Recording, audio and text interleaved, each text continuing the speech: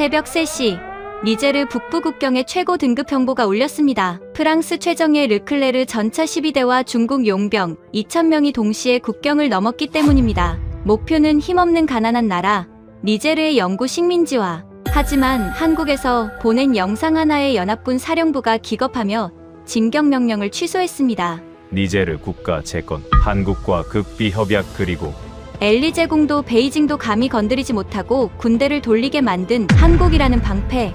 총 한 방 쏘지 않고 대륙의 두 황제를 빛으로 무릎 꿇린 48시간의 비밀, 그 전말이 지금 공개됩니다. 제 이름은 앙리 로랑입니다. 스위스 제네바에 있는 지정학 연구소에서 수석 고문으로 일하고 있죠. 사람들은 저를 아프리카 통이라고 부릅니다. 30년 넘게 사하라 사막의 모래바람을 맞으며 정보 보고서를 써왔으니까요. 프랑스 정보국 시절 제 별명은 사막의 독수리였습니다. 모래 알갱이 하나가 움직이는 것까지 놓치지 않는다고 해서 붙은 별명이었죠. 하지만 솔직히 고백하겠습니다. 저는 그때 아무것도 보지 못했습니다. 다가올 거대한 태풍의 눈을 전혀 감지하지 못했죠. 이야기는 니제르 북부, 현지인들이 죽음의 땅이라 부르는 테넬의 사막 깊은 곳, 섹터 7에서 시작됩니다. 니제르는 국토의 80%가 사막인 내륙국입니다. 바다도 없고 비도 오지 않는 저주받은 땅이죠. 하지만 프랑스에게 이곳은 심장과도 같습니다. 프랑스 원자력 발전소 전력의 상당 부분을 니제르산 우라늄에 의존하고 있으니까요. 그런데 어느 날 그 버려진 사막 섹터 7에서 지옥의 문이 열렸습니다. 프랑스 아레바 사해 지질 탐사팀이 우연히 발견한 검은 모래 때문이었죠. 처음엔 그냥 화산재인 줄 알았습니다. 하지만 분석 결과는 파리 전체를 뒤집어 놓기에 충분했습니다. 보고서를 받아든 날 정보국 국장의 손이 떨리고 있었습니다. 앙리, 이 수치가 맞나? 기계 오작동 아닌가? 3번 확인했습니다. 국장님, 오차가 아닙니다. 이건 기존 아를리트 광산의 100배가 넘습니다. 그 검은 모래의 정체는 고순도 우라늄과 히토류가 뒤섞인 그야말로 자원의 블랙홀이었습니다. 전 세계가 100년은 쓰고도 남을 에너지가 그 척박한 땅 밑에 잠들어 있었던 겁니다. 보통 이런 발견은 축복이라고들 하죠. 하지만 약소국 니제르에게 자원은 곧 저주를 의미합니다. 피 냄새를 맡은 상어떼들이 몰려오니까요. 가장 먼저 움직인 건 당연히 프랑스였습니다. 우리는 식민지 시절의 낡은 조약을 들먹이며 채굴 독점권을 주장했습니다. 니제르의 우라늄은 프랑스의 안보다. 이건 타협의 여지가 없어. 하지만 이번엔 상황이 달랐습니다. 중국이 냄새를 맡은 겁니다. 베이징은 돈 가방을 들고 왔습니다. 니제르 정부가 갚지 못한 수십억 달러의 차관을 전액 탕감해주고 베냉 항구까지 이어지는 송유관을 깔아주겠다는 파격적인 제안을 했죠. 미국도 가만히 있지 않았습니다. 테러 집단을 감시한다는 명분으로 아가데즈, 드론 기지를 확장하며 섹터 7을 작전 구역에 포함시켰습니다. 니제르 수도 니아메는 그야말로 아수라장이었습니다. 대통령궁 앞에는 검은 세단들이 줄지어 서 있었고 로비스트들이 뿌리는 달러 뭉치가 썩은 고기 냄새처럼 진동했습니다. 하지만 정작 그 땅의 주인인 투아레그족 원주민들은 철저히 배제됐습니다. 저는 당시 현장 조사를 위해 섹터 7 인근 마을에 파견 나가 있었습니다. 그곳에서 라시드라는 젊은 족장을 만났죠. 그는 사막의 푸른 전사라 불리는 투아레그족의 리더답게 눈빛이 살아있는 청년이었습니다. 제가 그를 만난 건 무너져가는 텐트 안이었습니다. 라시드는 제 눈을 똑바로 쳐다보며 말했습니다. 당신들은 또 빼앗으러 왔군요. 이번엔 뭡니까? 우리 아이들의 피입니까? 아니면 이 모래밭입니까? 라시드 족장, 이건 기회일 수도 있습니다. 개발이 되면 전기가 들어오고. 거짓말 마시오. 라시드가 탁자를 내리쳤습니다. 프랑스가 60년 동안 우리 우라늄을 가져가면서 남긴 게 뭡니까? 방사능 먼지와 오염된 지하수뿐입니다. 중국 놈들은 더해요. 그들은 우리 땅에 철조망을 치고 가축들을 쫓아냈습니다. 저 검은 모래가 돈이 된다는 걸 알았으니 이제 우린 어디로 가란 말입니까? 그의 말이 맞았습니다. 강대국들의 계획서 어디에도 원주민을 위한 자리는 없었습니다. 프랑스 기업의 계획 안에는 보안상의 이유로 반경, 100km 내 민간인, 전원 강제 소개라는 항목이 붉은 글씨로 적혀 있었으니까요. 그들에게 라시드의 부족은 자원을 캐내는 데 방해되는 장애물일 뿐이었습니다. 상황은 급박하게 돌아갔습니다. 군부가 동요하고 있었고 니제르 정부는 파산 직전이었습니다. 결국 대통령은 선택을 강요받았습니다. 프랑스냐, 중국이냐. 누구 손을 잡든 섹터 7은 갈갈이 찢겨나갈 운명이었습니다. 그날 밤 저는 본국에 보낼 최종 보고서를 작성하고 있었습니다. 제목은 니제르 분할 점령 및 우라늄 확보 시나리오. 제 손으로 이 나라의 사망 진단서를 쓰는 기분이었죠. 창밖으로는 중국 트럭들이 뿜어내는 매연과 프랑스 미라주 전투기의 소음이 뒤섞여 들려왔습니다. 모든 게 끝난 것 같았습니다. 그때였습니다. 제 보안 노트북으로 암호화된 이메일 한 통이 도착했습니다. 발신자는 니제르 대통령 비서실장. 제목은 제3의 제안서 검토 요청이었습니다. 제3의 제안서라니 러시아의 바그너 그룹인가. 저는 코웃음을 치며 파일을 열었습니다. 이미 판은 다 짜였는데 이제 와서 누가 끼어든단 말입니까? 그런데 파일을 여는 순간 제 눈을 의심했습니다. 발신 국가는 대한민국. 제안자는 코리아 그린돔 컨소시엄. 한국. 핸드폰이나 자동차 만드는 그 나라가 우라늄 광산에 무슨 관심이 있다는 겁니까? 프랑스나 중국에 비하면 아프리카 내 기반도 전무하고 군사력도 투사할 수 없는 나라가 이 살벌한 전쟁터에 뛰어들다니요. 저는 실소를 금치 못했습니다. 주제도 모르고 덤비는 불나방 같았으니까요. 하지만 제안서의 첫 장을 넘기는 순간 비웃음은 경악으로 바뀌었습니다. 거기엔 금액도, 무기 지원 약속도, 채굴권 요구도 없었습니다. 대신 굵은 고딕체로 적힌 한 문장이 제 뒤통수를 후려쳤습니다. 우리는 땅속의 것을 건드리지 않겠습니다. 대신 땅 위의 것을 바꾸겠습니다. 뭐라고요? 우라늄을 안 캐겠다고요? 그 수천조 원의 가치를 포기하고 뭘 하겠다는 겁니까? 다음 문장은 더 충격적이었습니다. 섹터 7의 사막화를 멈추고 여의도 면적 100배의 농지와 거주지를 만들겠습니다. 우라늄은 니제르의 미래를 위해 지하에 보존하십시오. 우리는 태양과 바람, 그리고 흙으로 에너지를 만들겠습니다. 미쳤다고 생각했습니다. 이건 제안서가 아니라 판타지 소설이었으니까요. 테넬의 사막은 생명체가 살 수 없는 곳입니다. 그런데 거기에 농장을 짓겠다니요. 하지만 다음 페이지에 첨부된 한국형 스마트팜 설계도와 수맥 탐사 데이터를 보면서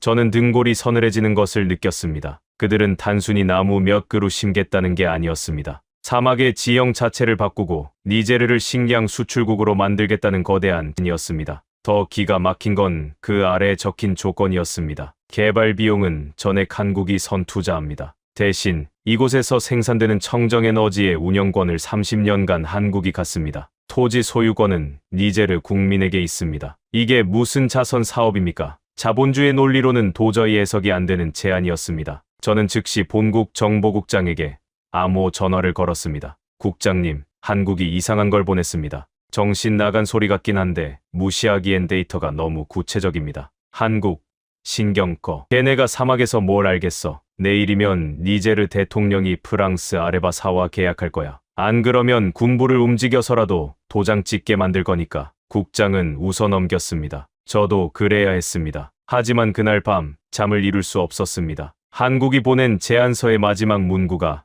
머릿속을 떠나지 않았기 때문입니다. 우리는 70년 전 전쟁의 폐허 위에서 굶주림을 이겨냈습니다. 누구보다 배고픔의 고통을 잘 압니다. 이제 당신들과 그 경험을 나누고 싶습니다. 다음 날 아침 니제르 동궁에서 긴급 기자회견이 열렸습니다. 프랑스 대사와 중국 대사가 의기양양한 표정으로 맨 앞줄에 앉아 있었죠. 모두가 니제르의 항복 선언을 예상했습니다. 하지만 단상에 오른 대통령의 입에서 나온 말은 통역사의 귀를 의심하게 만들었습니다. 니제르 정부는 섹터 7의 개발 파트너로 대한민국을 선택했습니다. 순간 회견장은 찬물을 끼얹은 듯 조용해졌습니다. 프랑스 대사가 벌떡 일어나 소리쳤습니다. 대통령 각하, 지금 제정신입니까? 한국은 아프리카에 군대도 보낼 수 없고 당신들을 보호할 수도 없습니다. 프랑스를 배신하고 무사할 것 같습니까? 대통령은 떨리지만 단호한 목소리로 대답했습니다. 당신들은 우리 땅을 파헤쳐 가려고만 했습니다. 우리 국민을 쫓아내려고만 했습니다. 하지만 한국은 우리에게 살기를 주겠다고 했습니다.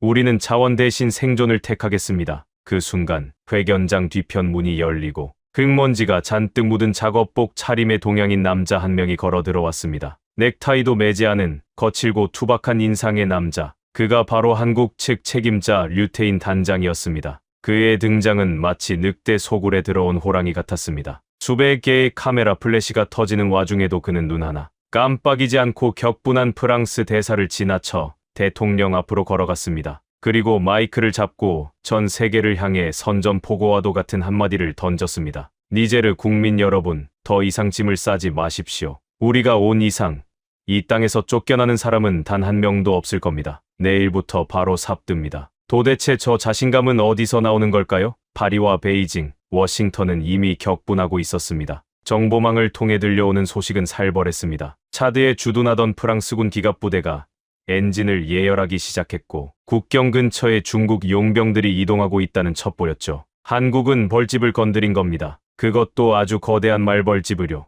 과연 류태인이라는 저 남자는 자신이 지금 무슨 짓을 저질렀는지 알고나 있는 걸까요? 사하라의 모래 폭풍보다 더 거친 운명이 그들을 기다리고 있다는 것을 말입니다. 하지만 그때는 몰랐습니다. 그 무모함이 역사를 어떻게 바꿀지, 그리고 제가 그 역사의 증인이 되어 한국이라는 나라에 완전히 압도당하게 될 줄은 꿈에도 몰랐습니다. 그날 밤 니제르 수도 니아메의 외교관은 그야말로 초상집이었습니다. 고급 호텔 바에서는 프랑스 기업 임원들이 샴페인 대신 독한 위스키를 들이키며 욕설을 퍼붓고 있었죠. 한국 놈들이 돌았어. 테넬의 사막의 스마트팜. 거기가 어딘지나 알고 덤비는 거야? 두고 봐. 일주일도 못 버티고 다 틀어져서 도망칠 거니까. 저도 그들의 말에 동의했습니다. 제가 입수한 한국 측의 세부 계획서, 일명 그린 돔 프로젝트는 공학적 상식을 정면으로 비웃고 있었으니까요. 그들은 사막 한가운데에 서울 여의도 면적의 100배가 넘는 거대한 유리돔을 씌우겠다고 했습니다.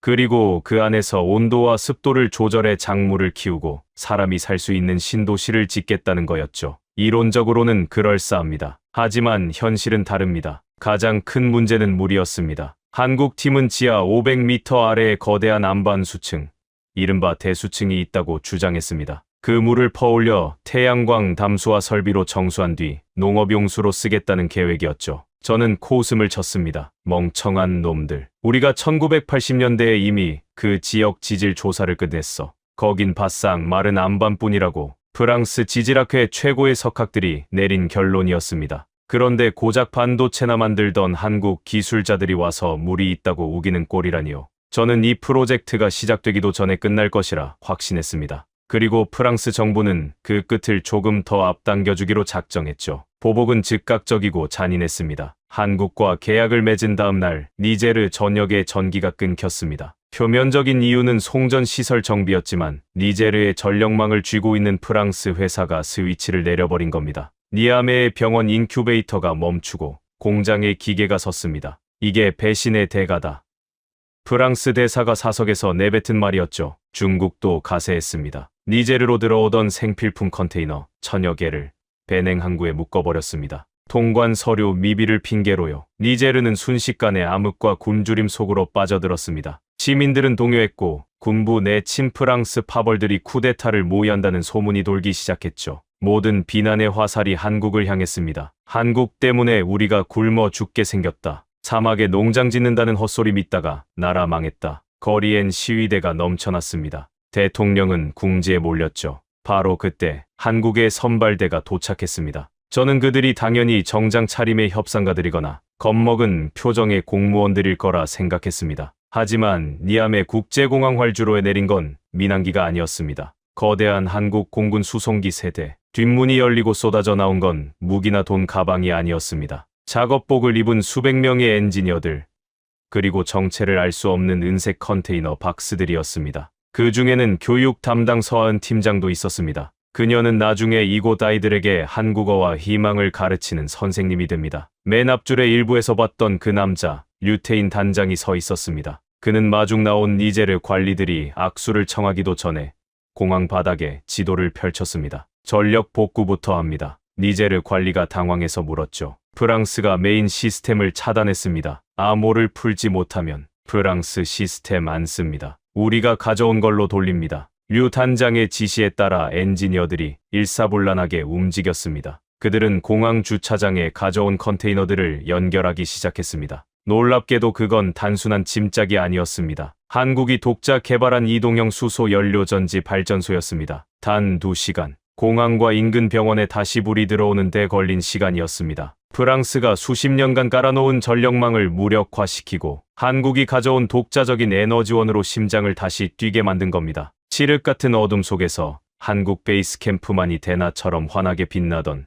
그 광경을 저는 잊을 수 없습니다. 그것은 무언의 시위였습니다. 너희가 끄면 우리는 켠다. 다음 날 저는 류태인 단장을 직접 만나기 위해 섹터 7으로 향했습니다. 그는 에어컨 나오는 사무실이 아니라 섭씨 50도가 넘는 모래바람 속에 서 있었습니다. 얼굴은 이미 벌겋게 익어 있었고 입술은 터져 있었죠. 미스터 류, 프랑스 정보국 출신으로서 충고 하나 하죠. 제가 말을 걸자 그가 고글을 벗고 저를 쳐다봤습니다. 이곳은 테네레입니다. 아무것도 없는 곳이라는 뜻이죠. 당신네 기계가 아무리 좋아도 자연을 이길 순 없습니다. 프랑스 지질 데이터에 따르면 이곳엔 물이 없습니다. 당신들은 지금 맨 땅에 헤딩하고 있는 겁니다. 류 단장은 물통을 들어 미지근한 물을 한 모금 마시더니 피식 웃었습니다. 데이터요. 그거 40년 전 자료 아닙니까? 프랑스의 기술력은 40년 전에도 세계 최고였습니다. 그 기술력으로 찾고 싶은 것만 찾았겠죠. 우라늄만 찾으려고 땅을 팠으니까 물이 안 보였던 겁니다. 그의 눈빛은 확신에 차 있었습니다. 앙리 씨라고 했나요? 한국에는 산이 많습니다. 우리는 산을 깎고 바다를 메워서 땅을 만든 민족입니다. 조건이 좋아서 성공한 적은 한 번도 없었어요. 안 되면 되게 한다. 그게 우리 방식입니다. 그는 저를 뒤로 한 채 거대한 시추기 쪽으로 걸어갔습니다. 한국산 시추기 K드릴이 굉음을 내며 땅속으로 파고들고 있었습니다. 현지 투어레그족 인부들이 호기심 반, 의심 반의 눈초리로 그 모습을 지켜보고 있었죠. 하지만 현실은 냉혹했습니다. 사흘째 되던 날, 거대한 모래폭풍 하무진이 현장을 덮쳤습니다. 앞이 보이지 않는 붉은 먼지 속에서 한국인 기술자들은 서로의 몸을 로프로 묶고 장비를 지켰습니다. 텐트가 날아가고 식수가 오염됐습니다. 설상가상으로 인근 마을 우물마저 말라가고 있었습니다. 라시드 족장이 찾아와 항의했습니다. 당신들이 땅을 건드려 사막의 신이 노했다. 당장 멈추지 않으면 우리 전사들이 가만히 있지 않겠다. 상황은 최악으로 치달았습니다. 물은 나오지 않고 인심은 흉흉해지고 프랑스는 비웃고 있었습니다. 파리의 국장은 제게 전화를 걸어 낄낄거렸습니다. 거봐, 앙리. 내기할까? 놈들이 철수하는데 일주일도 안 걸린다 해.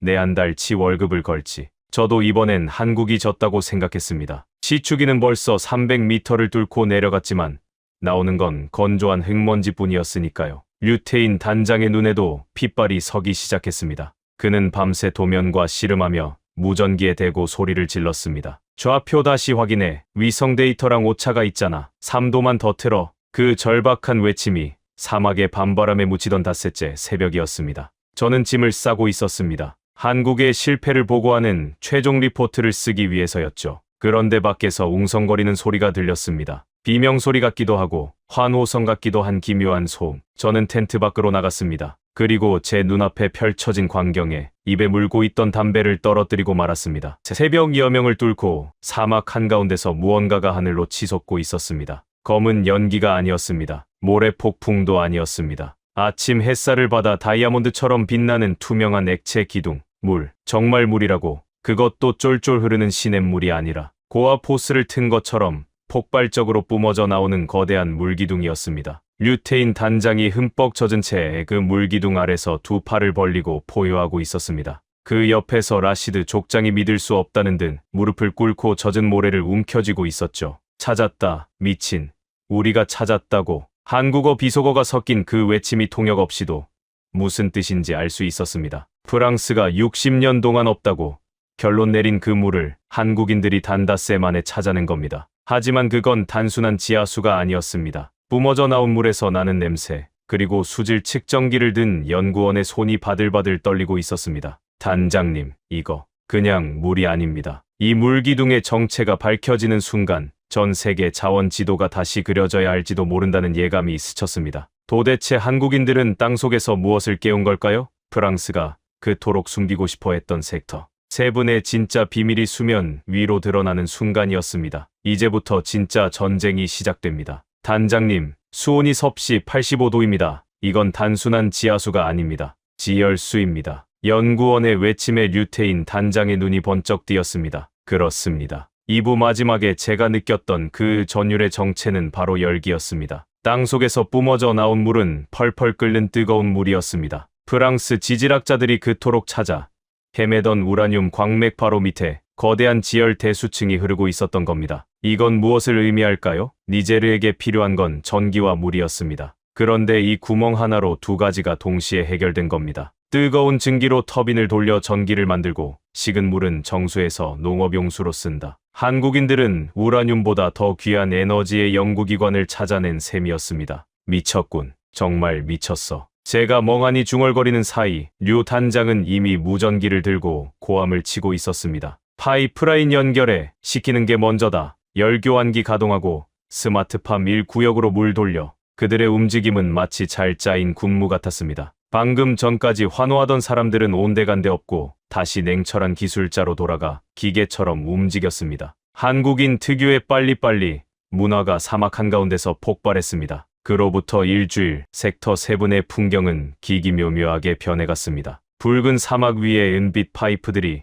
혈관처럼 깔리고 그 끝에는 거대한 유리 온실의 뼈대가 올라가기 시작했습니다. 밤에도 용접 불꽃이 꺼지지 않았습니다. 프랑스 대사관은 패닉 상태였습니다. 앙리, 이게 말이 돼. 그 뜨거운 물을 어떻게 식혀서 농사를 짓겠다는 거야? 그들은 이미 하고 있습니다. 국장님, 한국이 가져온 열교환 기술은 세계 최고 수준입니다. 게다가 그 폐열로 밤에는 난방까지 하고 있어요. 사막의 일교차를 완벽하게 제어하고 있다고요. 제 보고를 들은 국장은 수화기 너머로 욕설을 내뱉고 전화를 끊었습니다. 프랑스는 초조해졌습니다. 자신들이 죽음의 땅이라 버렸던 곳이 한국의 손을 거치자마자 기회의 땅으로 변하고 있었으니까요. 배가 아픈 수준을 넘어 이건 프랑스의 아프리카 전략 실패를 의미했습니다. 그리고 예상대로 어둠의 세력이 움직이기 시작했습니다. 그날은 유난히 달이 밝은 밤이었습니다. 저는 한국 캠프 외곽에서 권도형 보안 소장과 담배를 태우고 있었죠. 그는 국방과학연구소 출신답게 날카로운 눈매를 가진 사람이었습니다. 앙리 씨, 요즘 자칼들이 너무 시끄럽게 울지 않습니까? 자칼이요. 네, 다리가 2개 달린 자칼들 말입니다. 그의 말이 끝나기 무섭게 캠프 서쪽 지점의 파이프라인 감지 센서에 붉은 불이 들어왔습니다. 침입자다. 드론 띄워. 권 소장이 무전기에 대고 외쳤습니다. 상황실 모니터에 적외선 카메라 영상이 떴습니다. 오토바이를 탄 무장괴한 수십 명이 파이프라인에 폭발물을 설치하고 있었습니다. 알카에다와 연계된 현지 무장 세력, 표면적으로는 테러리스트였지만 그들이 쓰는 장비는 프랑스제 신형 야간 투시경이었습니다. 배우가 누구인지 너무나 명확했죠. 젠장, 거리가 너무 가까워요. 지금 터지면 수증기 폭발로 본진까지 날아갑니다. 상황실 직원이 비명을 질렀습니다. 니제르 정규군은 멀리 있었고 한국인 기술자들은 총을 들 줄 몰랐습니다. 절체절명의 순간, 그때였습니다. 어둠 속에서 누군가가 뛰쳐나갔습니다. 라시드 족장과 투아레그 전사들이었습니다. 그들은 한국인들이 선물해준 작업복 대신 전통 의상인 푸른색 타겔무스트를 머리에 두르고 낡은 소총과 검을 든 채 모래 언덕을 달리고 있었습니다. 타탕, 총성이 사막의 정적을 찢었습니다. 우리 땅이다, 우리 물이다. 손대지 마라. 라시드의 외침이 들려왔습니다. 그들은 한국이 찾아준 물을 지키기 위해 자신들의 목숨을 걸고 뛰어든 겁니다. 과거엔 외국 기업을 쫓아내려 총을 들었던 그들이 이제는 외국 기업을 지키기 위해 방패가 되었습니다. 교전은 짧고 강렬했습니다. 한국의 드론이 서치라이트를 비추며 괴한들의 시야를 방해했고 지리의 밝은 투어레그 전사들이 그들을 포위했습니다. 결국 괴한들은 오토바이를 버리고 도주했습니다. 하지만 피해가 없지는 않았습니다. 라시드 족장이 어깨에 관통상을 입고 피를 흘리며 실려왔습니다. 류테인 단장이 흙투성이가 된 손으로 라시드의 손을 잡았습니다. 왜 그랬어? 위험하게. 류 단장의 호통에 라시드는 창백한 얼굴로 웃으며 말했습니다. 당신들은 우리에게 물을 줬소. 우리는 피를 주는 게 사막의 법도요. 그날 밤 캠프의 분위기는 완전히 바뀌었습니다. 한국인 기술자들과 현지인들 사이에 보이지 않던 벽이 허물어졌습니다. 한국인들은 라시드의 텐트 앞에서 밤새 그들의 쾌유를 빌었고 현지인들은 한국인들에게 사막에서 살아남는 법을 가르쳐주기 시작했습니다. 서하은 팀장은 아이들을 모아놓고 한국어 교실을 열었습니다. 하지만 단순히 언어만 가르치는 게 아니었습니다. 이건 나가 아니에요. 우리라고 읽어요. 한국에서는 나보다 우리를 더 중요하게 생각해요. 아이들의 입에서 우리라는 단어가 서툰 발음으로 흘러나왔습니다. 그 소리는 총성보다 더 강력하게 사막으로 퍼져나갔습니다. 그러나 프랑스는 이대로 물러설 생각이 없었습니다. 무력 도발이 실패하자 그들은 더 치졸하고 치명적인 방법을 꺼내들었습니다. 바로 생화학적 사보타주였습니다. 스마트팜의 첫 번째 작물인 토마토 모종이 심어진 지 2주가 지났을 무렵이었습니다. 무럭무럭 자라던 작물들이 하룻밤 사이에 검게 말라 비틀어지기 시작했습니다. 잎에는 이상한 반점이 생겼고 줄기는 녹아내렸습니다. 이거 일반적인 병충해가 아닙니다. 농업 담당 박사가 떨리는 손으로 현미경을 들여다봤습니다. 아프리카에는 존재하지 않는 곰팡이입니다. 누군가 인위적으로 살포했어요. 동시에 니아메의 언론들은 일제히 한국을 공격하기 시작했습니다. 한국의 지하수 개발로 인근 오아시스가 오염됐다. 한국산 작물의 독성 물질 검출 의혹. 가짜 뉴스가 SNS를 타고 들불처럼 번졌습니다. 프랑스가 심어놓은 언론 플레이였습니다. 니제르 시민들의 눈초리가 다시 싸늘해지기 시작했습니다. 애써 쌓아올린 신뢰가 무너질 위기였죠. 류테인 단장은 말라 죽은 토마토를 움켜쥐고 한참을 서 있었습니다. 그의 어깨가 분노로 떨리고 있었습니다. 비겁한 놈들, 밥그릇 가지고 장난을 쳐? 그는 흙투성이가 된 채 방송 카메라 앞에 섰습니다. 그리고 전 세계로 송출되는 라이브 방송에서 충격적인 행동을 감행했습니다. 독성 물질이라고요? 오염됐다고요? 그는 주머니에서 검게 변한 토마토 하나를 꺼냈습니다. 그리고 망설임 없이 그것을 한 입 베어 물었습니다. 류 단장님, 안 됩니다. 직원들이 말렸지만 그는 우적우적 토마토를 씹어 삼켰습니다. 저는 지금 제 목숨을 걸고 증명합니다. 이건 독이 아닙니다. 누군가 우리를 죽이려고 뿌린 곰팡이일 뿐입니다. 하지만 똑똑히 보십시오. 한국의 기술은 곰팡이 따위에 지지 않습니다. 그는 입가에 묻은 붉은 과즙을 닦으며 카메라를 노려봤습니다. 그 눈빛은 니아메의 프랑스 대사를 향하고 있었습니다. 우리는 해독제를 만들 겁니다. 그리고 보란듯이 이 사막을 더 푸르게 만들 겁니다. 방해하고 싶으면 얼마든지 해보십시오. 그럴수록 우리는 더 강해질 테니까. 하지만 그의 호기로운 선언과 달리 상황은 절망적이었습니다. 곰팡이는 빠른 속도로 퍼져나가고 있었고 한국에서 가져온 농약으로는 잡히지 않았습니다. 수천억 원을 들인 스마트팜이 거대한 썩은 밭이 될 위기. 그때 한국 본사에서 긴급 연락이 왔습니다. 단장님, 방법이 있습니다. 하지만 너무 위험합니다. 뭔데? 뭐든 다 해봐야 할 거 아냐. 미생물입니다. 한국의 된장과 김치에서 추출한 유산균을 변형해서 사막의 곰팡이를 잡기 위해 한국의 발효 과학을 투입한다고요? 앙리 씨, 한국에는 이런 말이 있습니다. 독은 약으로 쓰고 균은 균으로 잡는다. 류테인 단장은 비장했습니다. 한국 본사에서 긴급 공수한 특수 용액이 드론 수십 대에 실렸습니다. 용액의 정체는 바로 복합 유산균 배양액. 한국의 전통 발효 음식인 김치와 된장에서 추출한 미생물을 사막의 고온에서도 생존할 수 있도록 유전자 개량한 것이었습니다. 프랑스 정보국은 콧방귀를 꼈습니다. 발효된 배출물로 생화학 무기를 막겠다고? 샤머니즘이나 다름없군. 저 역시 반신반의했습니다. 최첨단 화학 농약으로도 죽지 않는 저 지독한 검은 곰팡이를 고작 눈에 보이지도 않는 유산균들이 잡아먹는다고요? 그것도 이 척박한 사막에서요? 드론들이 우웅거리며 병든 토마토밭 위로 날아올랐습니다. 하얀 미세 안개가 밭 전체를 뒤덮었습니다. 시큼하면서도 묘하게 구수한 냄새가 사막의 건조한 공기 속에 퍼졌습니다. 마치 거대한 장독대 뚜껑을 연 것 같은 냄새였죠. 결과는 하룻밤이면 나온다고 했습니다. 그날 밤 섹터 7에는 아무도 잠들지 못했습니다. 연구원들은 현미경 앞을 지켰고 투어레그족 전사들은 밭 주변을 돌며 기도를 올렸습니다. 저 역시 뜬 눈으로 밤을 새웠습니다. 만약 이것마저 실패한다면 한국의 도전은 여기서 끝이었습니다. 다음 날 아침 해가 떴을 때 저는 텐트 밖에서 들려오는 비명소리에 뛰쳐나갔습니다. 단장님, 보세요.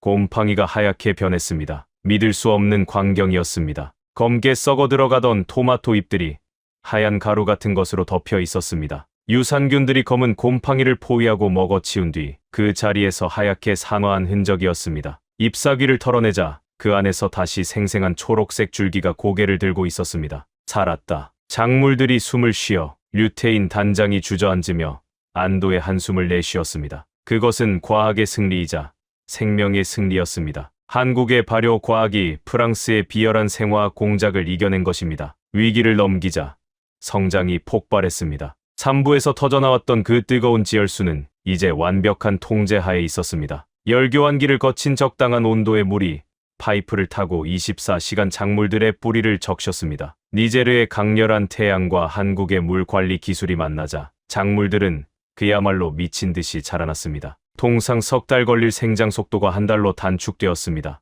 그리고 마침내 첫 수확의 날이 밝았습니다. 빨갛게 익은 토마토, 어른 팔뚝만 한 오이, 그리고 사막에서는 구경조차 힘들었던 상추와 배추가 끝도 없이 펼쳐진 온실을 가득 채웠습니다. 라시드 족장과 부족민들이 떨리는 손으로 그 작물들을 만져보았습니다. 이게 정말 모래에서 나온 겁니까? 류 단장이 가장 잘 익은 토마토 하나를 따서 라시드에게 건넸습니다. 드셔보세요. 이게 당신들 땅의 맛입니다. 라시드 족장은 토마토를 한 입 베어 물었습니다. 붉은 과즙이 그의 턱을 타고 흘러내렸습니다. 그는 한참을 말없이 씹더니 이내 굵은 눈물을 뚝뚝 흘렸습니다. 달다. 너무나 답니다. 피 맛이 날 줄 알았는데 꿀맛입니다. 그 모습을 지켜보던 부족민들이 환호성을 지르며 달려들었습니다. 그들은 춤을 추고 노래를 불렀습니다. 배고픔의 공포가 사라지는 순간이었습니다. 하지만 한국인들의 선물은 여기서 끝이 아니었습니다. 서하은 팀장이 아이들을 불렀습니다. 얘들아, 오늘은 특별한 수업이 있어.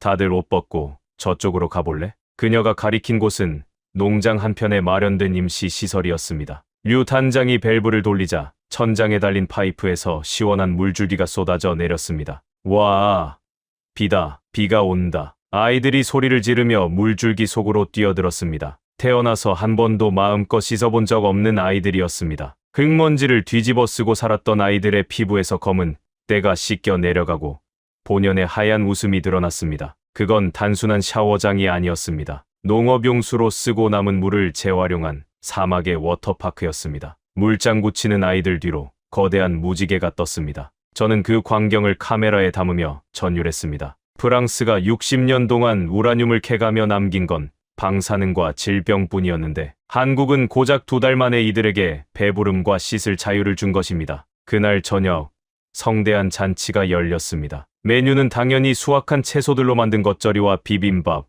그리고 현지 양고기였습니다. 맵다, 매운데 멈출 수가 없어. 투어레그 전사들이 고추장에 비빔밥을 먹으며 땀을 뻘뻘 흘렸습니다. 류 단장이 소주 대신 가져온 시원한 물을 건네며 웃었습니다. 한국 맛이 좀 맵지. 그래도 이게 힘쓰는 데는 최고야. 식사 도중 라시드 족장이 일어났습니다. 그는 자신의 허리춤에 있던 단검을 풀어 류 단장 앞에 내려놓았습니다. 투어레그 족장에게 단검은 생명과도 같은 권위의 상징입니다. 나 라시드는 오늘 맹세하오. 이 땅의 모래가 다 사라지는 날까지 우리 부족은 한국의 형제들을 지킬 것이오. 누구든 형제들을 건드리면 이 칼이 그들의 심장을 찌를 것이오. 그것은 단순한 동맹 선언이 아니었습니다. 피로 맺어진 의형제 선언이었습니다. 하지만 사막의 밤은 길고 어둠은 깊었습니다. 한국의 성공 소식이 퍼져나갈수록 그림자 속의 적들은 더욱 조바심을 냈습니다. 프랑스 대사관의 비밀 회의실.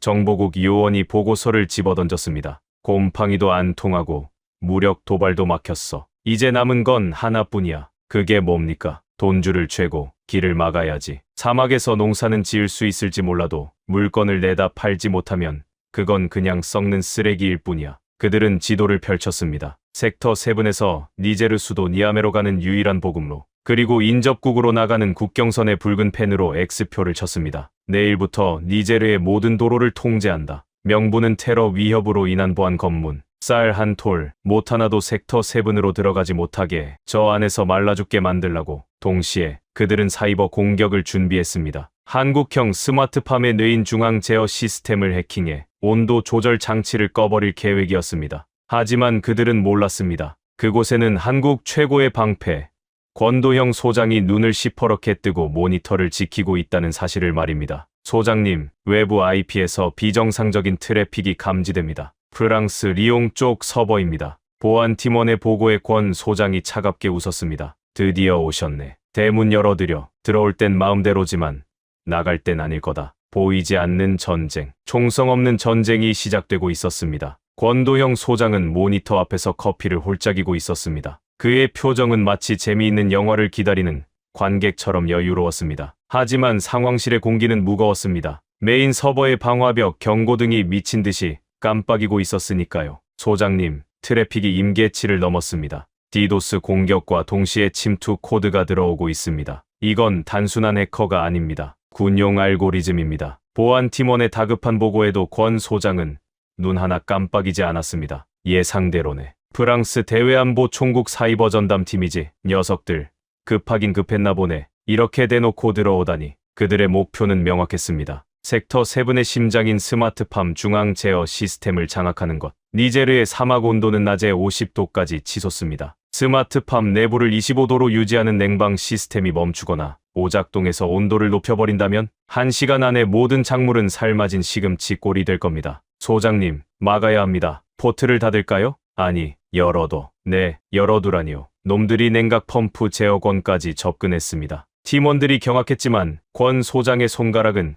키보드 위에서 춤을 추듯 움직였습니다. 손님이 오셨는데 문전박대하면 쓰나 안방까지 모셔 아주 깊숙이 그는 허니팟 작전을 쓰고 있었습니다. 일부러 보안이 뚫린 척 가장의 해커를 가짜 서버로 유인하는 기술이었죠. 파리의 지하 벙커에 있는 프랑스 해커들은 환호하고 있었습니다. 뚫었습니다. 섹터 7 메인 서버 장악 완료. 좋아. 온도 설정을 섭씨 60도로 올려. 그리고 환기팬을 다 꺼버려. 찜통으로 만들어주지. 그들은 엔터키를 눌렀습니다. 그들의 모니터에는 섹터 7의 내부 온도가 급격히 상승하는 그래프가 떴습니다. 30도, 40도, 50도. 작물들이 타들어가고 있다는 경고 메시지가 팝업창으로 떴습니다. 작전 성공입니다. 한국 놈들, 내일 아침이면 다 말라 죽은 잎사귀만 보게 될 겁니다. 하지만 그 시각 실제 섹터 7의 상황실은 고요했습니다. 권 소장이 띄워놓은 또 다른 모니터에는 평화로운 초록색 그래프가 유지되고 있었으니까요. 지금 파리놈들이 보고 있는 건 우리가 송출해주는 가짜 데이터야. 그들은 지금 고스트 서버라는 유령의 집에서 혼자 북치고 장구치고 있는 거지. 권 소장은 비릿한 미소를 지으며 안경을 고쳐 썼습니다. 자, 이제 방어는 끝났고 계산을 해야지. 그는 역추적 프로그램을 가동했습니다. 해커들이 가짜 서버에서 신나게 조작을 하는 동안 연결된 통로를 타고 거꾸로 그들의 본거지를 털기 시작한 겁니다. 프랑스 정보국은 자신들이 공격 중이라고 믿고 있었기에 등 뒤가 뚫리는 줄은 꿈에도 몰랐습니다. 빙고. 리옹에 있는 위장 서버를 경유했군. 어라? 이 파일들은 뭐지? 권 소장의 눈이 커졌습니다. 다운로드 속도가 올라갔습니다. 암호화된 파일들이 순식간에 풀리며 화면에 쏟아졌습니다. 그것은 판도라의 상자였습니다. 니제르 전임 대통령 비자금 송금 내역, 군부 내 친프랑스 장성 뇌물 리스트, 반정부 시위 조장 공작 계획서. 프랑스가 지난 30년간 니제르를 어떻게 조종하고 착취했는지 보여주는 더러운 치부책이 고스란히 들어 있었습니다. 이건 단순한 해킹 방어가 아니었습니다. 핵폭탄 버튼을 손에 쥔 것과 다름없었죠. 권 소장은 USB 하나를 뽑아 들고 류테인 단장에게 건넸습니다. 단장님, 보험 하나 들었습니다. 놈들이 딴 수작 부리면 이거 하나씩 언론에 풀죠. 류 단장은 껄껄 웃으며 권 소장의 어깨를 쳤습니다. 역시 권 소장이야. 총칼보다 이게 더 무서운 줄 놈들이 알았어야지. 다음 날 아침, 프랑스 정보국은 경악했습니다. 위성 사진으로 확인한 섹터 7의 온실은 여전히 푸르렀고 작물들은 싱싱했기 때문입니다. 어떻게 된 거야? 분명히 온도를 올렸잖아. 그게 저희가 해킹당한 것 같습니다. 서버에 있던 기밀 파일들이 전부 사라졌습니다. 파리의 국장은 책상을 뒤집어 엎었습니다. 사이버 전쟁에서의 완벽한 패배였습니다. 이제 그들은 한국을 건드리는 순간 자신의 목이 날아갈 수 있다는 공포에 떨게 되었습니다. 하지만 쥐도 궁지에 몰리면 고양이를 문다고 했습니다. 디지털 공간에서 패배한 그들은 이제 가장 원시적이고 무식한 방법을 꺼내 들었습니다. 바로 물리적 봉쇄였습니다. 며칠 후 섹터 7으로 들어오던 보급 트럭들이 줄줄이 회차에 돌아왔습니다. 운전기사들의 표정은 공포에 질려 있었죠. 못 갑니다. 국경이 막혔어요.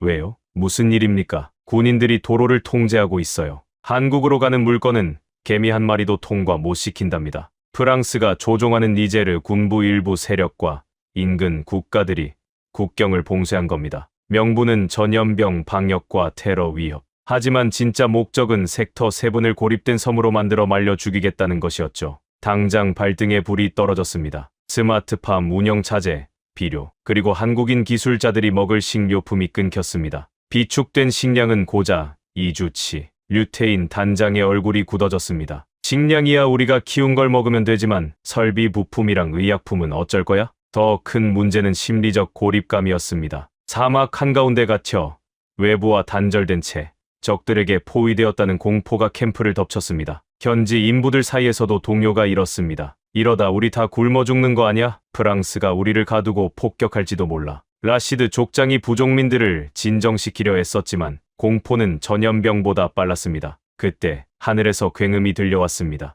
프랑스 미라주 전투기 2대가 위협 비행을 하며 섹터 7 상공을 낮게 스쳐 지나갔습니다. 쿠웅! 손익붐이 온실 유리를 흔들었습니다. 아이들이 울음을 터뜨렸고 사람들은 머리를 감싸고 엎드렸습니다. 명백한 도발이자 경고였습니다. 나가지도 말고 들어오지도 마라. 거기서 조용히 죽어라. 류태인 단장은 주먹을 불끈 쥐고 하늘을 노려봤습니다. 그리고 무전기를 들었습니다. 서울 본사에 연결해. 상황이 바뀌었다. 이건 사업이 아니라 전쟁이다. 서울의 반응은 즉각적이었습니다. 한국 정부와 기업들은 긴급 회의를 소집했습니다. 그리고 그들은 전례 없는 결단을 내렸습니다. 길이 막혔다고. 그럼 하늘을 한국 역사상 최대 규모의 민간 항공 수송 작전, 일명 에어브릿지가 준비되고 있었습니다. 하지만 니제르 영공은 사실상 프랑스가 통제하고 있는 상황. 과연 한국의 수송기가 격추의 위험을 무릅쓰고 이 사막의 섬에 착륙할 수 있을까요? 그리고 굶주림에 지친 니제르 시민들은 언제까지 침묵할까요? 에어 브릿지 작전. 그것은 미친 짓이었습니다. 프랑스가 니제르 영공을 감시하고 있는 상황에서 한국 수송기가 들어간다. 격추당하지 않더라도 외교적 사건으로 비화될 게 뻔했습니다. 하지만 서울은 물러서지 않았습니다. 민간 항공기로 간다. 인도적 지원 물자라는 명분으로 한국 정부는 UN 인도주의 업무조 전국에 긴급 협조를 요청했습니다. 동시에 전 세계 언론에 섹터 7의 봉쇄 상황을 알렸습니다. 국제 여론이 들끓기 시작했습니다. 프랑스가 아프리카 국민을 굶겨 죽이려 한다. 신식민주의의 민낯이 드러났다. SNS에는 샵 프리네저, 샵 코리오에서 해시태그가 폭발적으로 퍼졌습니다. 프랑스는 궁지에 몰렸습니다. 대놓고 인도주의 물자를 막으면 국제사회의 비난을 피할 수 없었으니까요. 결국 프랑스는 한 발 물러섰습니다. 단, 조건이 있었습니다. 항공기 한 대만 허용한다. 그것도 니아메 공항까지만. 섹터 7까지는 니들이 알아서 가져가라. 니아메에서 섹터 7까지는 500km가 넘는 사막길. 도로는 여전히 봉쇄되어 있었습니다. 프랑스는 물자가 공항에서 썩어가는 꼴을 보며 비웃을 심산이었죠. 하지만 그들은 한국인들의 끈기를 몰랐습니다. 류태인 단장은 라시드 족장을 불렀습니다. 족장님, 혹시 옛날 대상들이 다니던 길을 아십니까? 도로가 아니라 사막을 가로지르는 비밀 루트 말입니다. 라시드의 눈이 번쩍 빛났습니다. 소금길 말이오. 우리 조상들이 1000년 동안 다닌 길이오. 차는 못 다니지만 낙타는 갈 수 있소. 그렇게 시작된 것이 사막의 캐러밴 작전이었습니다. 투어레그족 전사들이 이끄는 낙타 대상이 밤마다 사막을 횡단했습니다. 한국 수송기가 니아메에 내려놓은 물자를 분산해서 낙타 등에 싣고 별빛 아래 소금길을 따라 섹터 7까지 운반한 겁니다. 프랑스 정찰기가 아무리 날아다녀도 밤 사막에서 낙타 몇 마리를 찾기란 불가능했습니다. 고대의 지혜가 현대의 기술을 이긴 것입니다. 바로 그 무렵 저는 캠프에서 잊을 수 없는 만남을 했습니다. 서하은 팀장이 운영하는 한국어 교실에 한 소년이 있었습니다. 14살쯤 되어 보이는 눈빛이 유난히 강렬한 아이였죠. 이름은 자이드. 하지만 한국인들은 그를 준수라고 불렀습니다. 준수는 한국 이름이에요. 뛰어나다는 뜻이죠. 서 팀장이 아이의 머리를 쓰다듬으며 말했습니다. 하지만 준수의 과거는 결코 아름답지 않았습니다. 준수는 원래 소년병이었습니다. 북부의 무장단체에 납치되어 총을 쥐어진 아이. 탈출에 성공했지만 가족은 모두 죽고 혼자가 되었습니다. 섹터 7에 흘러들어왔을 때 그의 눈에는 어떤 빛도 없었습니다. 처음엔 아무 말도 안 했어요. 누가 다가가면 움츠러들기만 했죠. 서 팀장이 낮은 목소리로 말했습니다. 근데 어느 날 제가 농장에서 토마토를 따고 있는데 이 아이가 다가오더니 묻더라고요. 이거 먹어도 되냐고. 그녀는 잘 익은 토마토를 건넸습니다. 준수는 그걸 한 입 베어 물더니 갑자기 울음을 터뜨렸습니다. 왜 우냐고 물었더니 이렇게 대답하더라고요. 이게 피맛이 아니라서요. 달아서요. 그 후로 준수는 서 팀장을 따라다니며 한국어를 배우기 시작했습니다. 총 대신 연필을 쥐었고 구호 대신 노래를 불렀습니다. 특히 한국 동요 곰 3마리를 좋아했죠. 곰 3마리가 한 집에 있어. 아빠 곰, 엄마 곰, 애기 곰.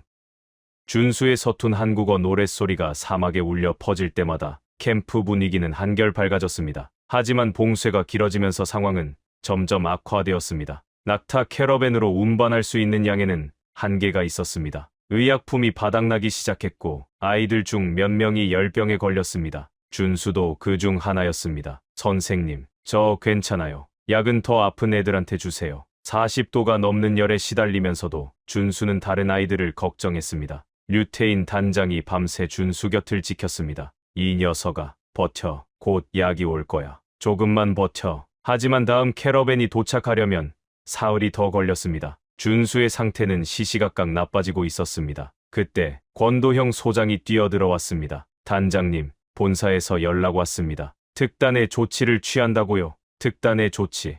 뭔데? 드론입니다. 장거리 화물 드론을 띄운답니다. 니아메에서 섹터 7까지 직선 비행으로요. 그것은 아직 시험 단계에 있던 한국의 최신 기술이었습니다. 500km를 무착륙으로 비행하는 대형 화물 드론. 성공 확률은 50%도 안 됐습니다. 하지만 선택의 여지가 없었습니다. 그날 밤 모두가 하늘을 올려다봤습니다. 별빛 사이로 작은 불빛 하나가 점점 가까워지고 있었습니다. 왔다. 드론이 온다. 사람들이 환호했습니다. 드론은 정확히 캠프 중앙 헬기장에 착륙했습니다. 화물칸이 열리고 의약품 상자가 쏟아져 나왔습니다. 류 단장이 해열제를 집어들고 준수에게 달려갔습니다. 준수야, 약이다. 버텼구나. 잘 버텼어. 약을 먹은 준수는 다음 날 아침 열이 내렸습니다. 그는 눈을 뜨자마자 류 단장의 손을 잡고 물었습니다. 단장님, 저도 크면 한국 사람처럼 될 수 있어요? 누군가를 살리는 사람이요. 류 단장의 눈가가 붉어졌습니다. 당연하지. 너는 준수니까 뛰어난 사람이 될 거야. 하지만 기쁨도 잠시, 프랑스는 더 이상 참지 않기로 했습니다. 드론 비행은 니제르 영공 무단 침범이었습니다. 그들은 이것을 빌미로 최후의 카드를 꺼내들었습니다. 군사 개입. 다음 날 새벽, 위성 사진에 충격적인 장면이 포착되었습니다. 차드 국경에서 대규모 기갑 부대가 섹터 7을 향해 이동하고 있었습니다. 겉으로는 니제르 군복을 입고 있었지만 그 안에는 프랑스 웨인 부대와 용병들이 타고 있었습니다. 단장님, 적 전차 12대, 장갑차 30여 대가 접근 중입니다. 도착 예정 시간 6시간. 권 소장의 보고에 캠프 전체가 얼어붙었습니다. 총도 없고 군대도 없는 그들이 탱크를 어떻게 막는단 말입니까? 류테인 단장은 잠시 눈을 감았습니다. 그리고 다시 눈을 떴을 때 그의 눈빛은 결의로 타오르고 있었습니다. 모두 들어. 우리는 도망가지 않는다. 이 땅은 우리가 지킨다. 총이 없으면 빛으로 싸운다. 도대체 빛으로 탱크를 막는다는 게 무슨 뜻일까요? 섹터 7 최대의 위기, 그리고 최대의 반전이 시작되려 하고 있었습니다. 지평선을 메운 것은 거대한 모래 폭풍이 아니었습니다. 프랑스제 르클레르 전차 12대, 그리고 장갑차 30여 대가 뿜어내는 매연과 살기였습니다. 겉으로는 니제르 군복을 입고 있었지만 우리는 알았습니다. 저 안에 타고 있는 것은 프랑스 웨인 부대와 용병들이라는 것을요. 여기는 니제르 제3기갑여단. 섹터 7은 테러리스트 은신 혐의가 있다. 즉시 무장 해제하고 정문을 개방하라. 불응시 발포하겠다. 무전기에서 흘러나오는 목소리는 차가웠습니다. 30분. 그들이 준 시간은 고작 30분이었습니다. 캠프 안은 공포에 휩싸였습니다. 농기구밖에 없는 농부들과 연구원들이 탱크를 상대로 무엇을 할 수 있겠습니까? 현지 직원들은 가족들을 끌어안고 울먹였고 일부는 알라신을 찾으며 기도를 올렸습니다. 권도형 소장이 류테인 단장에게 다가왔습니다. 그의 손에는 땀이 흥건했습니다. 단장님, 서울 본사에서는 외교 채널을 가동 중이라지만 시간이 없습니다. 저들이 밀고 들어오면 우린 끝입니다. 데이터를 파기하고 철수해야 합니다. 하지만 류 단장은 모니터만 응시하고 있었습니다. 그가 보고 있는 화면은 탱크가 아니라 캠프 중앙에 설치된 거대한 에너지 저장 장치, 즉 ESS 시스템의 충전율이었습니다. 현재 충전율 98%, 출력 대기 중, 철수, 누가, 우리가 왜? 류 단장이 천천히 고개를 돌렸습니다. 권 소장, 저들이 무서워하는 게 뭐라고 생각하나? 총, 칼, 아니야. 저들은 어둠을 좋아해. 몰래 들어와서 몰래 죽이고 몰래 묻어버리는 것. 그게 저들의 방식이지. 그는 무전기를 집어들었습니다. 전 병력, 아니 전 직원 듣는다. 모두 선글라스를 착용해라. 그리고 절대 밖을 직접 쳐다보지 마라. 눈 먼다. 해가 지고 사막의 칠흑 같은 어둠이 깔렸습니다. 탱크의 엔진 소리가 점점 가까워졌습니다. 1km, 500m. 적들은 야간 투시경을 끼고 은밀하게 접근하고 있었습니다. 어둠 속에서 기습하여 순식간에 제압할 심산이었죠. 진입한다. 사격 개시. 적의 지휘관이 명령을 내리려는 찰나였습니다. 지금이다. 스위치 올려. 류테인 단장이 고함을 질렀습니다. 쿠웅. 마치 거대한 변압기가 우웅거리는 듯한 소리가 대지를 울렸습니다. 그리고 다음 순간 세상이 뒤집혔습니다. 쾅. 폭발음이 아니었습니다. 빛이었습니다. 섹터 7 중앙 타워에서 태양보다 더 밝은, 아니 눈을 뜰 수 없을 만큼 강렬한 백색의 빛기둥이 뿜어져 나왔습니다. 한국이 개발한 초고광도 LED, 투광등 수천 개가 동시에 켜진 것입니다. 그것은 단순한 조명이 아니었습니다. 낮 동안 태양광 패널이 모은 100메가와트급의 전력을 순간적으로 방출하는 말 그대로 인공 태양이었습니다. 아, 내 눈, 앞이 안 보여. 야간 투시경을 끼고 있던 용병들은 비명을 지르며 바닥을 굴렀습니다. 빛을 증폭해서 보여주는 장비에 태양빛을 들이부었으니 그들의 시야는 하얗게 타버린 것이나 다름없었죠. 탱크의 광학 센서들도 먹통이 되어 경고음을 울려댔습니다. 칠흑 같던 사막의 밤이 대낮보다 더 환하게 밝혀졌습니다. 그리고 그 빛은 적들의 민낯을 적나라하게 드러냈습니다. 카메라 돌려 전 세계에 생중계해. 권도형 소장의 지시에 따라 드론들이 날아올랐습니다. 어둠 속에 숨어있던 탱크들, 그 위에 그려진 프랑스군 마크, 그리고 당황해서 우왕좌왕하는 백인 용병들의 얼굴이 고화질로 전송되었습니다. 보십시오. 테러리스트라고요? 저들이 테러리스트입니까? 저들은 프랑스 국기를 단 침략자들입니다. 유튜브 라이브를 통해 전 세계 수천만 명이 이 광경을 목격했습니다. 테러 소탕이라는 명분은 그 강렬한 빛 아래서 산산조각 났습니다. 숨을 곳 없는 사막 한가운데서 그들은 벗겨진 채 전 세계의 비난을 온몸으로 받아야 했습니다. 류 단장이 확성기를 잡았습니다. 그의 목소리가 사막을 울렸습니다. 여기는 대한민국령 섹터 7이다. 경고한다. 단 한 발짝이라도 더 움직이면 이 빛을 열로 바꿔서 쏴주겠다. 니들 탱크를 통째로 전자레인지에 넣고 돌려주지. 물론 뻥이었습니다. 하지만 이미 시력을 잃고 공황 상태에 빠진 적들에게 그 말은 신의 심판처럼 들렸습니다. 후퇴하란 말이야. 결국 적의 지휘관은 비명을 지르며 기술을 돌렸습니다. 무적이라던 전차 부대가 총 한 방 쏘지 않은 한국의 빛에 쫓겨 도망치는 굴욕적인 순간이었습니다. 캠프 안의 사람들은 서로를 끌어안고 환호했습니다. 라시드 족장은 눈부신 타워를 올려다보며 중얼거렸습니다. 알라시여. 한국인들은 기어이 밤을 없애버렸군요. 하지만 이건 물리적 승리에 불과했습니다. 진짜 승리는 그 다음 날부터 시작되었습니다. 밤새 전송된 그 영상이 아프리카 대륙 전체를 깨웠기 때문입니다. 그날 밤 섹터 7에서 쏘아올린 빛은 니제르를 넘어 사하라, 사막 전체를 비추는 신호탄이 되었습니다. 다음 날 아침, 세네갈의 수도, 다카르, 말리의 바마코, 부르키나파소의 와가두구에서 수백만 명의 인파가 거리로 쏟아져 나왔습니다. 그들의 손에는 스마트폰이 들려 있었고 화면에는 류테인 단장이 빛 속에서 탱크를 쫓아내는 장면이 재생되고 있었습니다. 보았는가? 프랑스는 무적의 신이 아니다. 한국은 우리를 지켰다. 그들은 진짜 친구다. 아프리카의 봄, 아니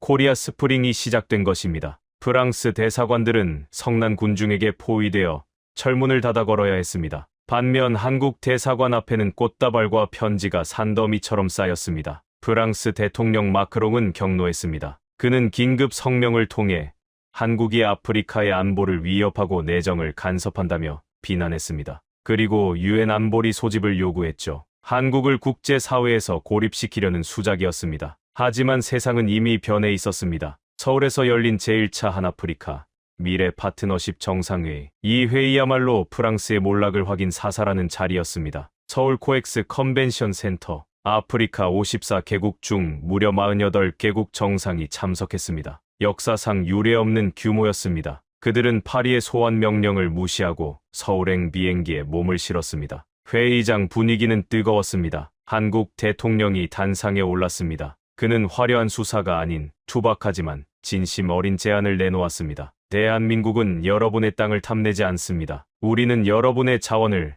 캐가는 대신 여러분의 아이들을 가르치겠습니다. 여러분의 빚을 늘리는 대신 여러분의 소득을 늘리겠습니다. 그리고 화면에 지도가 띄워졌습니다. 사하라 그린벨트 프로젝트. 니제르의 섹터 7을 시작으로 서쪽 세네갈부터 동쪽 수단까지 사하라 사막을 가로지르는 거대한 숲과 농장, 그리고 태양광 발전소 라인을 건설하겠다는 원대한 계획이었습니다. 우리는 이것을 생명의 띠라고 부릅니다. 이 띠가 완성되면 아프리카는 더 이상 굶주리지 않습니다. 전기를 구걸하지 않아도 됩니다. 장내에 침묵이 흘렀습니다. 그때 니제르 대통령이 자리에서 일어났습니다. 그는 떨리는 목소리로 발언권을 요청했습니다. 지난 60년 우리는 프랑스어를 쓰고 프랑스 와인을 마셨지만 우리 아이들은 굶어 죽었습니다. 하지만 한국은 단 6달 만에 사막에서 쌀을 만들고 물을 줬습니다. 누가 진짜 친구입니까? 누가 진짜 형제입니까? 그는 준비해온 문서를 찢어버리고 외쳤습니다. 오늘부로 니제르는 프랑스와의 모든 불평등 광물 조약을 파기합니다. 그리고 대한민국과 포괄적 전략 동맹을 맺겠습니다. 그것은 폭탄 선언이었습니다. 고지어 말리 대통령도 일어섰습니다. 말리도 동참합니다. 우리 땅의 리튬 광산 개발권을 한국에 넘기겠습니다. 세네갈도 함께합니다. 콩고도 도미노였습니다. 식민 시대의 유산이 와르르 무너져 내리는 소리가 들리는 듯했습니다. 프랑스 대통령은 실시간으로 전해지는 이 소식에 엘리제궁 집무실에서 전화기를 집어던졌다고 합니다. 회의의 마지막 날 서울 선언이 채택되었습니다. 첫째, 아프리카 연합은 한국을 최우선 개발 파트너로 지정한다. 둘째, 한국은 그린돔 기술을 무상으로 이전하고 기술대학 100개를 설립한다. 셋째, 양측은 자원과 기술을 1대1로 교환하는 호혜 평등 원칙을 준수한다. 이 선언이 발표되는 순간 저는 서울의 프레스 센터 한 구석에서 눈물을 훔치고 있었습니다. 30년 동안 아프리카를 연구하며 수없이 봐왔던 서구 열강의 위선과 기만이 저 작은 동북아시아 나라의 진심 앞에서 무릎 꿇는 것을 목격했기 때문입니다. 회의가 끝나고 류테인 단장은 니제르로 돌아왔습니다. 영웅의 귀환이었죠. 공항에는 10만 명의 인파가 몰려나와 태극기를 흔들었습니다. 그 중에는 섹터 7에서 쫓겨날 뻔했던 투어레그족 아이들, 준수와 친구들도 있었습니다. 준수는 류 단장에게 달려가 안겼습니다. 단장님, 뉴스 봤어요. 이제 우리 땅 우리 거 맞죠? 아무도 안 뺏어가는 거 맞죠? 류 단장은 아이를 번쩍 들어 올리며 웃었습니다. 그럼, 이제 여긴 너희 거야. 그리고 이 아저씨들은 너희 집에 새들어 사는 소장농이고 그 농담에 모두가 웃음을 터뜨렸습니다. 하지만 그 웃음 뒤에는 아직 끝나지 않은 마지막 과제가 남아 있었습니다. 프랑스와 서방 세계는 물러섰지만 그들이 남겨놓은 거대한 똥, 즉 국제 금융 제재와 수출 봉쇄는 여전히 유효했기 때문입니다. 기술은 한국이 최고지만 돈줄은 여전히 월스트리트와 런던이 쥐고 있습니다. 그들이 아프리카에 자금줄을 말려버리면 그린벨트 프로젝트도 멈출 수밖에 없습니다. 권도형 소장의 냉철한 분석이었습니다. 하지만 류 단장은 또다시 알 수 없는 미소를 지었습니다. 돈, 걱정 마. 우리에겐 그들이 돈보다 더 환장하는 게 있으니까. 그가 말한 돈보다 환장하는 것. 그것은 섹터 7의 지하 깊은 곳, 우라늄과 물밑에 숨겨져 있던 또 다른 비밀이었습니다. 강대국들이 굽신거릴 수밖에 없는 히든카드. 돈줄을 죄면 아무리 한국이라도 버틸 수 없을 것이다. 월스트리트와 런던의 금융가들이 내린 결론이었습니다. 서방 세계는 치졸했습니다. 군사적 위협이 실패하자 그들은 금융 제재라는 보이지 않는 칼을 꺼내 들었습니다. 니제르의 해외 계좌를 동결하고 한국 컨소시엄에 대한 대출을 회수하기 시작했죠. 세계은행은 지원금 지급을 중단했고 신용평가사들은 니제르의 국가 신용등급을 디폴트, 즉 파산 수준으로 강등시켰습니다. 섹터 7에 들어갈 자재 대금 결제가 막혔습니다. 그린돔 프로젝트의 심장이 멈출 위기였습니다. 파리의 샹젤리제 거리에서는 다시 샴페인이 터졌습니다. 거봐, 결국 돈이 이기는 거야. 한국이 기술이 좋으면 뭐해? 자본 없이는 모래성일 뿐이지. 하지만 그들은 류테인 단장의 주머니 속에 무엇이 들어있는지 몰랐습니다. 그가 서울 본사와 치밀하게 준비해온 라스트팡, 최후의 한 방을 말이죠. 제재가 시작된 지 딱 일주일 후 류 단장은 섹터 7으로 전 세계 주요 기업의 최고 경영자들을 초대했습니다. 정치가가 아닌 장사꾼들을 부른 겁니다. 테슬라, 애플, 아람코, 그리고 삼성과 현대차. 그룹의 총수들이 전용기를 타고 니제르 사막 한복판에 내렸습니다. 프랑스 정보국은 어리둥절했습니다. 다 망해가는 공사판의 건물들이 왜 모이는 거지? 임시 컨벤션 센터로 꾸며진 거대한 도만. 류테인 단장이 단상에 올랐습니다. 그는 넥타이 대신 작업복을 입고 한 손에는 투명한 액체가 든 텀블러를 들고 있었습니다. 여러분, 지금 1kg당 수소 생산 단가가 얼마입니까? 미국은 $5, 유럽은 $6죠? 좌중이 웅성거렸습니다. 그린 수소는 미래 에너지의 핵심이지만 비싼 생산 단가가 문제였습니다. 류 단장이 빙긋 웃으며 뒤에 있는 스크린을 켰습니다. 여기 섹터 7에서는 $1입니다. 말도 안 돼. 테슬라 경영진 쪽에서 비명이 터져 나왔습니다. $1라니, 그건 석유보다 싼 가격이었습니다. 사기 아닙니까? 어떻게 그 가격이 나옵니까? 류 단장이 설명했습니다. 우리에겐 무제한의 공짜 지열 전기가 있습니다. 그리고 한국이 독자 개발한 고효율 수전의 기술이 있죠. 더 놀라운 건 이 사막의 모래 속에 섞여 있던 이것 덕분입니다. 그는 검은 모래 한 줌을 화면에 띄웠습니다. 프랑스는 이걸 우라늄 찌꺼기라고 버렸죠. 하지만 우리 분석 결과 이건 천연 이리듐 촉매였습니다. 수소를 분리하는 데 필수적인 귀금속이 지천에 깔려 있었던 겁니다. 장내는 발칵 뒤집혔습니다. 니제르는 단순한 농업 국가가 아니었습니다. 전 세계에서 가장 싼 청정에너지를 무한대로 뽑아내는 수소 유전이었던 겁니다. 류 단장은 쐐기를 박았습니다. 오늘부터 우리는 이 액화 수소를 경매에 붙입니다. 단, 조건이 있습니다. 달러나 유로는 받지 않습니다. 오직 현물로만 거래합니다. 우리에게 필요한 인프라, 학교, 병원을 지어주는 기업에게만 수소를 팔겠습니다. 이것은 금융 제재를 정면으로 돌파하는 물물 교환 전략이었습니다. 은행 계좌를 막았다고요? 필요 없습니다. 수소가 필요한 기업들이 직접 와서 건물을 지어주고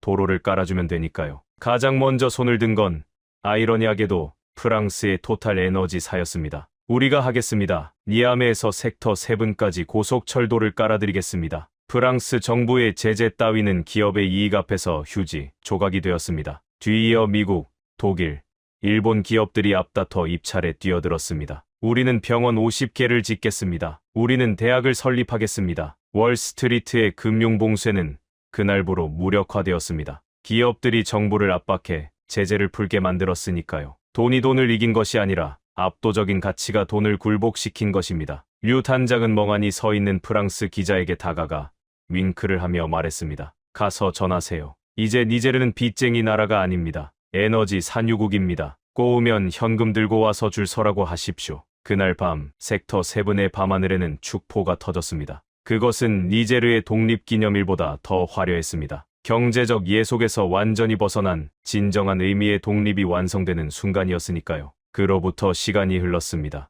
지금 저는 니제르 수도 니아메의 한 카페에 앉아 이 글을 쓰고 있습니다. 창밖으로 보이는 풍경은 솔직히 말해서 여기가 아프리카인지 서울의 강남인지 헷갈릴 정도입니다. 한국 기업들이 지어준 고층 빌딩들이 스카이라인을 이루고 거리에는 현대차의 수소 전기버스가 달립니다. 하지만 가장 놀라운 건 사람들의 표정입니다. 무기력과 절망은 사라지고 그 자리에 활기와 자신감이 채워졌습니다. 섹터 7은 이제 뉴니아메라는 이름의 신도시가 되었습니다. 사막 한가운데 생긴 거대한 호수 공원, 그리고 그 주변을 둘러싼 끝없는 초록색 농장. 이곳은 아프리카 최대의 실기지이자 그린 수소 허브가 되었습니다. 얼마 전 저는 특별한 졸업식에 참석했습니다. 바로 한국 니제르 과학기술원의 제1회 학위 수여식이었습니다. 단상에 수석 졸업생이 올라왔습니다. 훤칠한 키에 당당한 눈빛, 바로 육부에서 만났던 소년병 출신 준수였습니다. 그의 본명은 자이드지만 이제 모두가 그를 준수라고 부릅니다. 그는 이제 어엿한 농업공학 박사가 되어 있었습니다. 준수는 유창한 한국어로 졸업 연설을 했습니다. 과거에 저는 총을 들고 누군가를 죽이는 법을 배웠습니다. 하지만 한국의 선생님들은 저에게 흙을 만지고 생명을 살리는 법을 가르쳐 주셨습니다. 그는 청중석 맨 앞줄에 앉아있는 한 남자를 바라보며 눈시울을 붉혔습니다. 이제는 흰머리가 희끗희끗해진 류태인 단장이었습니다. 류 단장님, 그리고 대한민국. 당신들은 우리에게 물고기를 주지 않았습니다. 대신 물고기가 살 수 있는 바다를 만들어 주셨습니다. 이 은혜 영원히 잊지 않겠습니다. 졸업식장은 눈물바다가 되었습니다. 류 단장도 고개를 숙이고 눈물을 훔쳤습니다. 그는 이제 이곳에서의 임무를 마치고 떠날 준비를 하고 있었습니다. 다음 행선지는 몽골의 고비 사막이라고 하더군요. 사막이 있는 곳이라면 어디든 달려가는 영원한 개척자니까요. 행사가 끝나고 저는 류 단장과 마지막으로 악수를 나눴습니다. 류 단장, 당신들이 해낸 건 기적입니다. 내가 평생 쓴 보고서보다 당신이 심은 나무 한 그루가 더 위대합니다. 류 단장은 거친 손으로 제 손을 잡으며 웃었습니다. 앙리 형님,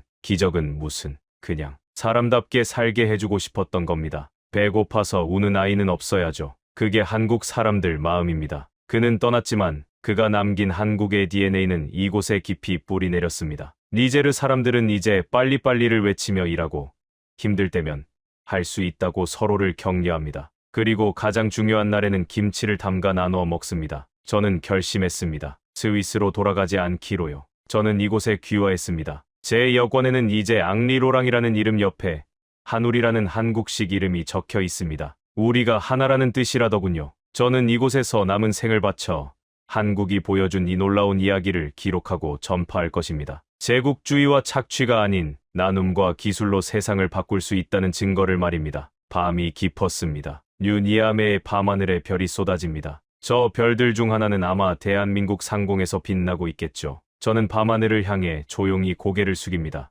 고맙습니다. 코리아. 당신들은 사막을 정원으로 바꿨고 절망을 희망으로 바꿨습니다. 그리고 콧대 높았던 저 앙리 로랑을 당신들의 영원한 팬으로 만들었습니다. 지금까지 니제르에서 한울이었습니다. 여러분, 사하라 사막 한복판에서 피어난 대한민국의 기적 어떠셨나요? 총 한 방 쏘지 않고 강대국들을 물리치고 버려진 땅을 생명의 낙원으로 바꾼 우리의 저력에 가슴이 뜨거워지지 않으십니까? 지금 이 순간에도 먼 타국에서 묵묵히 땀 흘리는 분들에게 닿을 수 있도록 댓글창에 정말 고생하셨습니다. 한 문장만 남겨주세요. 여러분의 댓글 하나가 그분들에게는 엄청난 힘이 됩니다. 대한민국의 선한 영향력이 더 널리 퍼질 수 있도록 이 영상을 주변에 널리 공유해주세요. 여러분의 공유가 또 다른 기적의 씨앗이 됩니다. 구독과 좋아요는 사막에 내리는 단비와 같습니다. 시청해주셔서 감사합니다.